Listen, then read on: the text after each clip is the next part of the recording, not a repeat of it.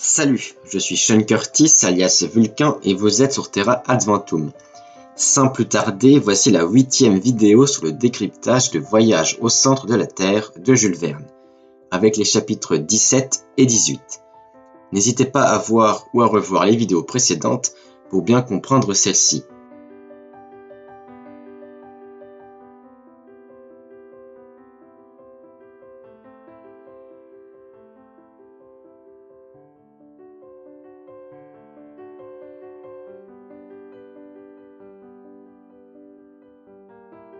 Pour résumer, le professeur Lidenbrock et son neveu Axel se sont rendus en Islande dans le but de rentrer dans le cratère du volcan Snæfell, car il mènerait au centre de la Terre. Hans, un guide islandais, les accompagne dans l'ascension du volcan et dans la descente du cratère. La dernière fois, nos trois héros étaient dans le cratère et ils ont trouvé laquelle cheminée sur les trois il fallait prendre. Chapitre 17. Le véritable voyage commence. Axel regarde à l'intérieur de la cheminée et il est tout de suite pris de vertige. Il n'a donc pas pris assez de leçons, de gouffres comme il l'appelle, lorsqu'ils étaient à Copenhague sur la Frelsterkirk, l'église de notre Sauveur. Les objets fragiles sont disposés dans 3 paquets que chacun devra porter. Les choses non fragiles sont jetées directement dans le gouffre. La répartition se fait ainsi. Lidenbrock les instruments, Axel les armes et Hans les outils. Pour plus d'infos sur la nature de ces objets, allez voir les vidéos précédentes. C'est parti, la descente commence, avec l'aide d'une corde et des saillies naturelles où reposer les pieds. Mais en tout cas, ils descendent de 200 pieds par 200 pieds, ce qui leur prend à peu près 30 minutes pour 200 pieds. 200 pieds égale à peu près 61 mètres. Bien sûr, lors de la descente, Axel ne se préoccupe pas de la géologie et des âges des terrains traversés, mais il énumère quand même les différents systèmes ou séries. Voyons à partir de l'échelle des temps, dont une vidéo existe sur cette chaîne, ce qu'Axel dit. Alors, Pliocène, Miocène, Éocène, Crétacé, Jurassique, Trias, Permien, Carbonifère, Dévonien, Silurien et Primitif. Sans doute avant le Silurien, voire avant le Cambrien. Le professeur, lui, observe ces terrains et en conclut qu'il s'agit du sol primordial. Le sol présent au tout début de l'histoire de la Terre. Voici donc un schéma de ce qu'il voit en traversant les terrains. Dans la réalité, c'est pas exactement ça. Mais au moins, le principe de superposition est validé. Un terrain plus vieux se trouve en dessous d'un terrain plus jeune. Cela fait 10h30 qu'ils descendent, sachant qu'ils ont fait au total 3h30 de repos. Cela fait 7 heures de descente. 200 pieds ou 61 mètres la demi-heure, cela fait 2800 pieds, soit 850 mètres. Mais halte, fait le guide. Ils sont arrivés au fond de la cheminée. Heureusement pour eux, un couloir plus un horizontal est présent. Mais la suite de l'expédition est pour demain. Ils ont bien mérité un peu de repos. À noter que le ciel nocturne est visible à travers la cheminée. Une étoile est visible qui serait apparemment une étoile de la petite ours. Fin du chapitre 17. Chapitre 18. Lidenbrock nous dit « Nous ne sommes pas encore entrés d'un pouce dans les entrailles de la Terre. » Et il a raison. Le mont Snæfell se trouve à 1500 mètres d'altitude. Le bas du cratère, où nos héros se trouvaient au tout début de cette vidéo, était déjà situé à 600 mètres en dessous. 600 plus les 850 mètres de la cheminée, cela donne 1450 mètres de profondeur, donc à peu près le niveau de la mer. Lidenbrock a parfaitement raison, le baromètre est aussi un bon moyen. Le baromètre et le manomètre sont tous les deux des appareils pour mesurer la pression.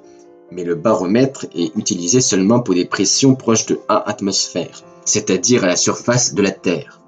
Le manomètre, lui, peut aller bien plus loin et sera bien utile pour connaître la pression sous la surface terrestre. Belle interrogation d'Axel, la pression va augmenter. C'est pas trop dangereux? Lidenbrock affirme que non, il n'y a pas de danger, car ils descendent doucement et qu'ils s'habitueront.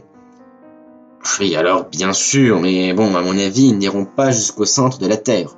La pression là-bas est de 380 gigapascales, soit plus de 3 800 000 bars.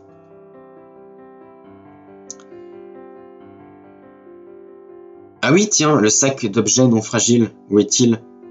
Der Uppe, là-haut. Et oui, sur un petit saillie de la paroi à une trentaine de mètres. Hans, agile, le récupère facilement. Gros repas pour bien prendre des forces, et on va pouvoir y aller. Mais avant ça, Lidenbrock prend quelques mesures. Les voici. Lundi 1er juillet, à 8h17 du matin. Le baromètre indique 29 P7L. C'est un pouce de mercure. Ça donne à peu près 1005 hectopascales. Donc pas loin de la pression atmosphérique moyenne qui est de 1013 hectopascales. Thermomètre à 6 degrés et la direction de la galerie en est-sud-est. Lidenbrock met en route les appareils de Ruhmkorff, qui produit de la lumière dont j'ai déjà évoqué dans une de ses vidéos. Allez, en route. Ce couloir était le passage de la lave lors de la dernière éruption. D'ailleurs, elle tapisse les parois. La descente de cette galerie est tout de même de 45 degrés environ. Ah, apparemment, la lave qui tapisse les parois est composée de plein de cristaux de quartz. La lave est donc assez différenciée. On a là peut-être une rhyolite ou une dacite, mais ça ne peut pas vraiment être une trachyte ou un basalte comme déjà évoqué dans le roman. Facilis descensus Averni est un passage de l'Énéide de Virgile, un poète latin du 1er siècle avant Jésus-Christ. Littéralement, cela veut dire « la descente vers l'Averne est facile ». L'Averne était un lac près de Naples, métonymie des enfers. Il faut comprendre ce passage comme « la descente vers l'enfer est facile ». Axel le dit car avec une pente de 45 degrés, il est facile de descendre vers les entrailles de la Terre. La direction de la galerie est de maintenant sud-est. Petite remarque d'Axel, la température n'augmente pas beaucoup, seulement de 4 degrés 2 heures après le départ. On est seulement à 10 degrés. Deux réponses à cette observation. Soit Davy a raison et la température n'augmente pas beaucoup en s'enfonçant dans la Terre, soit la galerie est plus horizontale que ce qu'on aurait pu y penser. Enfin, la profondeur atteinte est connue de Lidenbrock à force de calcul, mais il le garde secret. Mais essayons quand même, nous, de la trouver, en supposant que leur vitesse moyenne de marche est de 7 km à l'heure, ce qui est assez peu vu la pente de 45 degrés. En 2 heures, ils ont donc fait 14 km.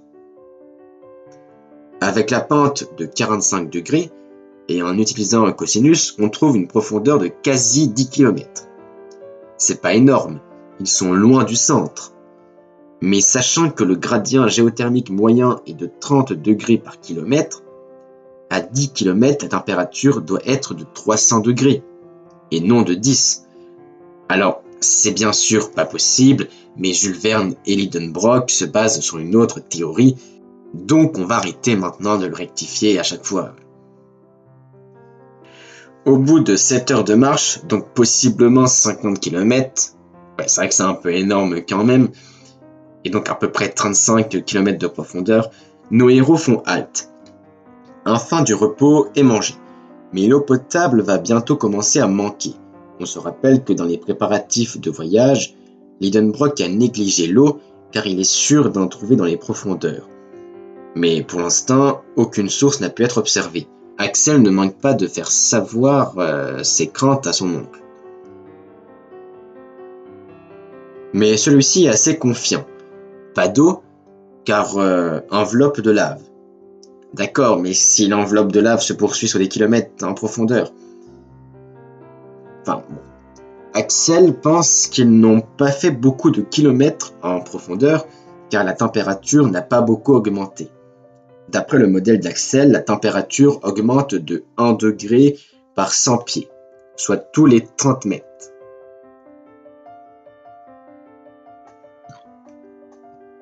Ce qui donne à peu près 33 degrés par kilomètre, ce qui est la véritable valeur. Et c'est vrai qu'à certains endroits, c'est différent. Enfin, Axel suppose qu'ici la température doit augmenter de 1 degré pour 125 pieds, soit tous les 38 mètres. Sachant que la température a augmenté de 9 degrés, 9 fois 125 égale 1125 pieds, soit seulement 350 mètres, ce qui est très peu. Lidenbrock, lui, a trouvé une toute autre valeur avec des calculs bien plus complexes et surtout sans se soucier de la température.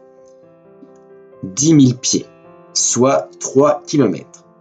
C'est beaucoup plus, mais quand même moins que ce qu'on aurait pu le penser. Donc on peut en conclure que la pente n'est pas vraiment de 45 degrés, et ou qu'il n'avance pas bien vite. En tout cas, le modèle du gradient géothermique à 30 degrés par kilomètre est complètement faux dans cette histoire. Et oui, cela donne singulièrement à réfléchir. Fin du chapitre 18 et fin de la vidéo.